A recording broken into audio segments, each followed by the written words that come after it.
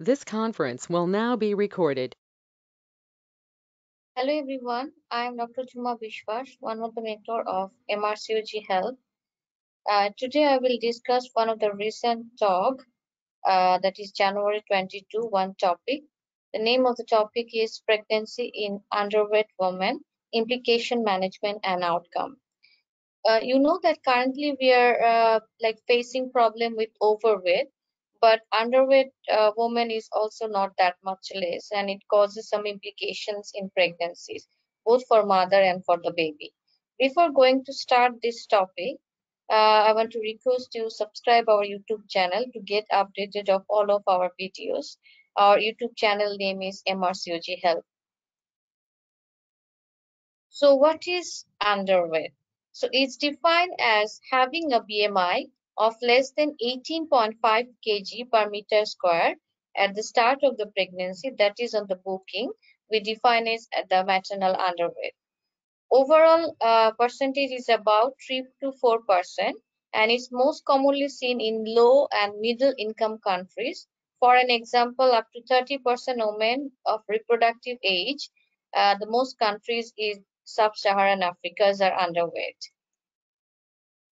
So BMI is very important indicator for nutritional status in pregnancies. This is WHO classification. If you can see, the normal range is 18.5 to 24.9. If it is less than 18.5, then we term it as an underweight. Overweight term it 25 to 29.9. Obese is if it is more than or equal to 30. And there are three classes of obesity. So class 1 is 30 to 34.9, class 2 is 35 to 39.9, class 3 is more than or equal to 40.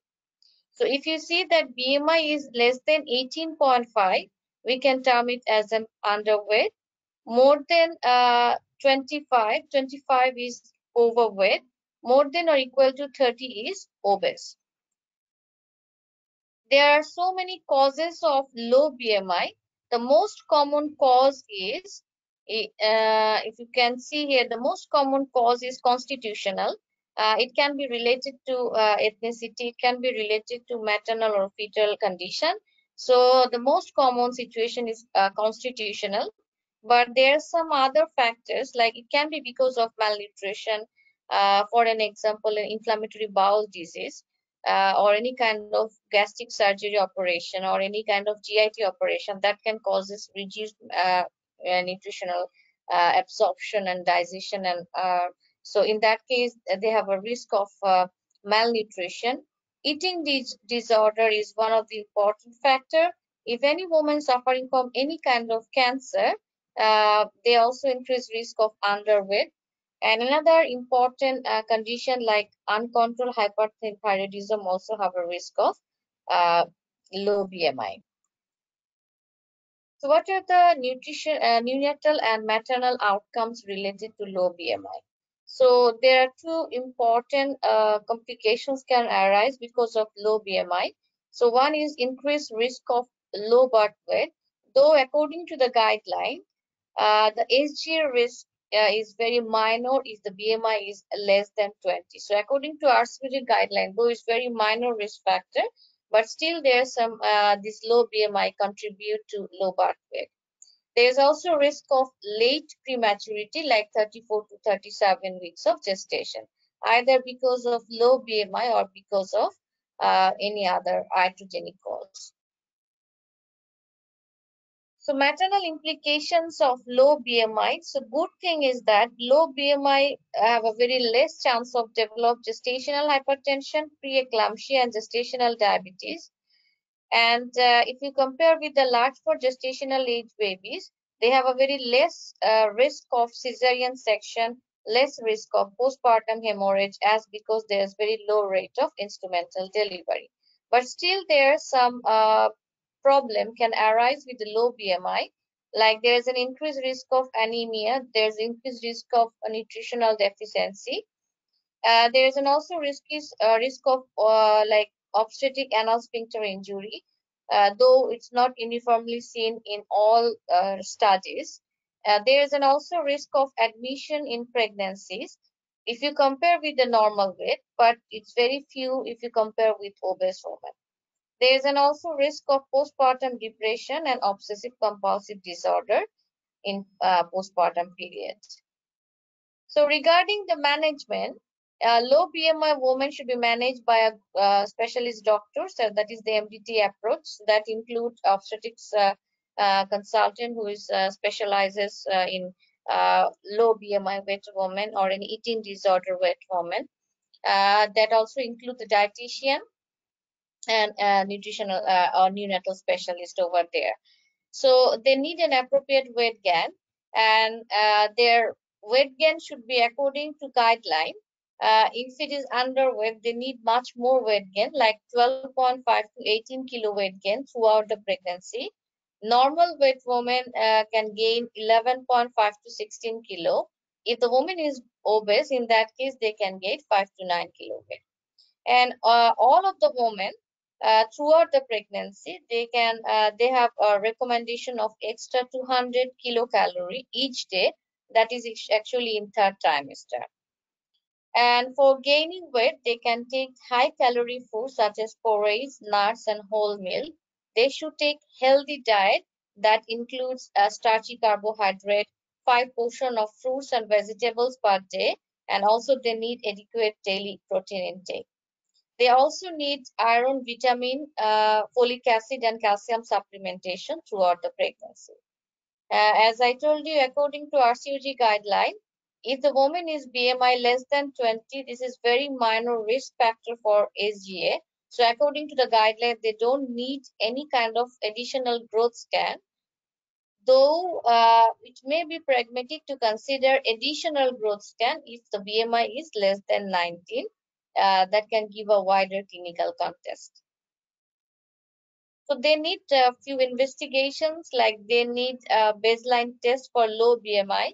So one is full blood count to rule out any anemia because they have a high risk of anemia. Renal profile, bone profile because they have a very increased risk of osteoporosis, and liver profile. Uh, so in presence of anemia, if you see that hemoglobin is less than 10.5 gram per gl, in that case, you have to rule out all of the deficiencies like ferritin, vitamin B12 and folic acid. They have a very low threshold for vitamin D SA. If you see any low potassium, you have to do an ECG plus minus chest X-ray to rule out any cardiac arrhythmia. If you see BMI is less than 90, uh, they consider regular weight measurement minimum once each trimester or monthly. So that means if a very low BMI weight woman, they should need a regular weight monitoring at least once in each trimester, or you can do it in monthly. So they need an urine analysis for ketonuria, as may suggest purging and forced emesis or starvation. So if they are any starving or they have a very like forced vomiting, in that case, they have a very high risk of ketonemia or ketoacidosis. So in that case, you have to rule out ketonuria. Arterial or venous glass acid, blood gas analysis to look out any alkalosis, high pH, and low potassium. Postnatal bone scan you can consider as suggesting that to GP beyond 3 month postnatal to assess any bone density and risk of continuing osteopenia and osteoporosis. That means 3 months postnatal period, you can suggest GP to do that because they have a very high risk of osteopenia and osteoporosis. So throughout the pregnancy, they need a baseline test. They need, if there's anemia, to rule out any micronutrient deficiency. They have very low threshold of vitamin D assay. If you see any low potassium, they need a ECG and chest X-ray to rule out cardiac arrhythmia. They need a regular weight monitoring in at least in each trimester or monthly. If there is any kind of forced vomiting or an eating disorder or starvation, they need to reassess in ketonuria. They need arterial and blood gas analysis to rule out any acidosis or any low potassium. And they need a postnatal bone scan, that is on 3 month postnatal period, to rule out any osteopenia and osteoporosis. Some of the low BMI weight women, there may be a risk of abuse or harm or neglect. So depending on the etiology, the low BMI women, they are very vulnerable. So they need a safeguarding team assessment and social care team assessment to make sure that the woman and unborn child are safe and there's no risk of abuse, harm, or negligence. In postpartum period, if you see, uh, there's a low BMI, but there's an appropriate weight gain throughout the pregnancy. Neonatal birth weight most likely in normal range. In that case, they need a normal postnatal care. If you see that there's a low BMI, with malignancy, but normal neonatal birth weight. So in that case, they only need a support from primary care and MDT team managing cancer diagnosis. They need support for breastfeeding until cancer treatment makes untenable. Low BMI with eating disorder, and there's an increased risk of low birth weight. So they need a postnatal support such as early intervention, health visiting. They need assistance for breastfeeding. So you have to observe for deterioration of mental health because there's a higher chance of OCD, obsessive compulsive disorder, and postnatal depression. And there's an also risk of recurrence of eating disorder. So you have to follow up this woman. They need to consider a multi-agency referral to social care and early intervention health visitor because sometimes there is a higher risk of negligence, higher risk of abuse. Low BMI with malnutrition, they also risk of low birth weight. So in that case, they need a multi-agency referral to social care and involve no recourse service if applicable. Early intervention health visiting, provide supplements and vitamins and fortified drinks, communicate concern to primary care, postnatal depression related to social complexity. So on an average, low BMI is a very complex and heterogeneous group. So you have to screen for organic disease that can be cancer, that can be hyperthyroidism, that can be eating disorder. You have to also rule out any mental health issues over there, any drug abuse, any substance abuse, because sometimes substance abuse women also have a very high risk of low BMI. So according to that, you have to refer the case. You have to manage the case through with a group of doctor. That is an MDT approach. They need an appropriate level of inquiry for socioeconomic context of their pregnancy is essential because most of the cases it can be related to social any kind of negligence, any kind of abuse or any kind of domestic violence or any kind of substance misuse. So they need a proper investigation by safeguarding team and social team.